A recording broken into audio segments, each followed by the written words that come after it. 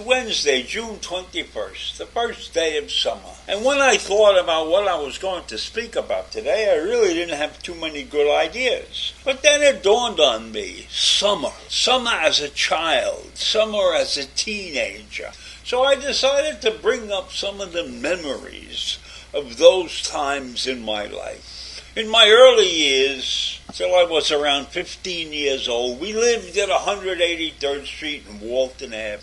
Now, 183rd Street and Walton Avenue is in the heart of the West Bronx. And I could walk to Yankee Stadium from there in about 20 minutes, because it was only a mile away or so. And I did that as a child, probably starting at the age of 10 or 11.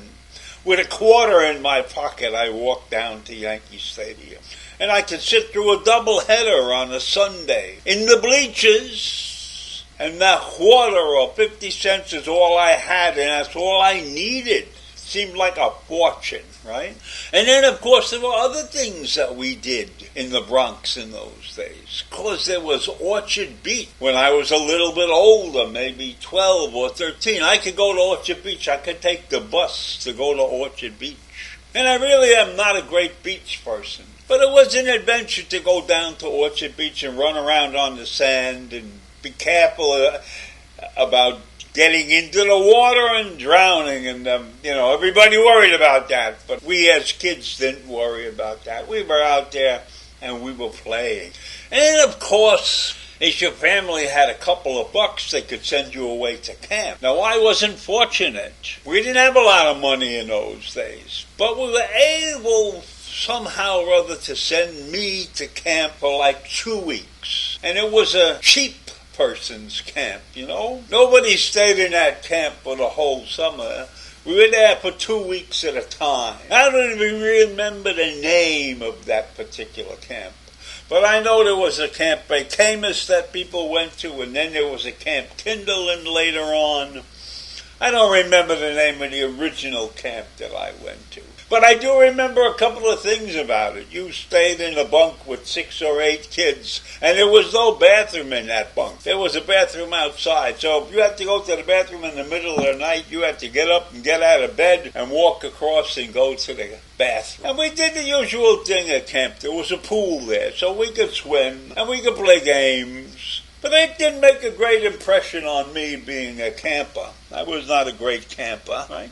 And it was only 2 weeks. And of course, my friends, who probably grew up in Brooklyn, they didn't go to Orchard Beach. They had Coney Island. And I went to Coney Island once, or twice maybe. And I think I even rode on the Ferris wheel there at one point in time. But those memories are very foggy in my life, And then, of course, the rest of the time when you were home during the summer, you had games. You had people that showed up in the street, and we played stickball and punchball. And when you played stickball, you either hit the ball yourself, or sometimes we had a pitcher who would throw it up to the home plate on a bounce, and you would have to try and hit it. And the bases were the manhole covers, or the sewers on the sides of the street. And many people, when they came home with their cars, we requested that they not park on the field.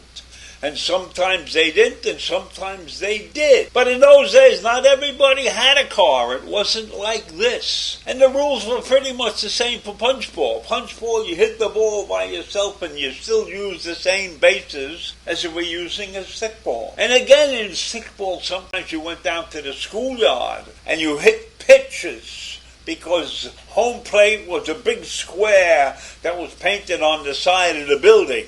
And the pitcher had to throw the ball inside that box in order for it to be a strike. And if he didn't do that, then you got to walk or something. But then you hit. You stood up there, and that was the batter's box, painted on the wall. And that's the way you played stickball. And then, of course, And we even played potsy with the girls, where you threw something down and you had to hip-hop through those boxes, right? And there was handball. It was a handball court that we went to. And when nobody was around, we would take over the handball court and play stickball on the handball court. We did things like that. And then later on, when I was about 15 or so, I got a job and I worked full-time during the summer. Now, I always had a job after school from the time that I was about 14 or 15 also. I started working in a butcher shop. And in that butcher shop, my job was to clean up the place. Put the sawdust on the floor, scrape the cutting blocks clean every evening, and once a week to do the showcases, clean out all the showcases. And for that, I was paid $6 a week for 6 days of work. But the work hour-wise was only about 3.5 or 4 hours. That's what it took for me to do. So I was making close to $2 an hour, which was more than my father was making at that time. But I had that job all through high school, from the age of 15 to the age of 17 when I finally graduated from high school. And then when I was off at that period of time, I worked in a photo lab. And my job in the photo lab was to mount 35 millimeter pictures in those little frames. And that was not an easy job because you got the film, you had to cut it precisely, you had to mount it. But that's what I used to do. So I worked all summers, many, many summers.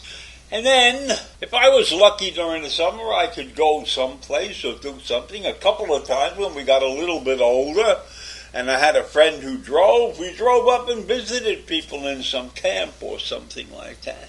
But summers were good. I remember summers fondly. And I remember also going to the drive-in movie theaters occasionally in the summertime, which was a pleasure. But they disappeared. Drive-in movie theaters eventually disappeared. And I don't know what you guys did in the summertime, but I'm sure you did pretty much the same thing that I was doing. And it was easy to get around in those days. It was cheap to ride the subway for a dime. You could get down to Times Square if you wanted to. There are a lot of things that you could do that I'm not even talking about right now. They're fading memory. I remember hopping on a train at 9 o'clock at night and going down to Times Square to watch a movie. And then the movie would end at about midnight or something. And then there was a spaghetti joint not far away. And we would go there and we would have a bowl of spaghetti with garlic sauce or something like that.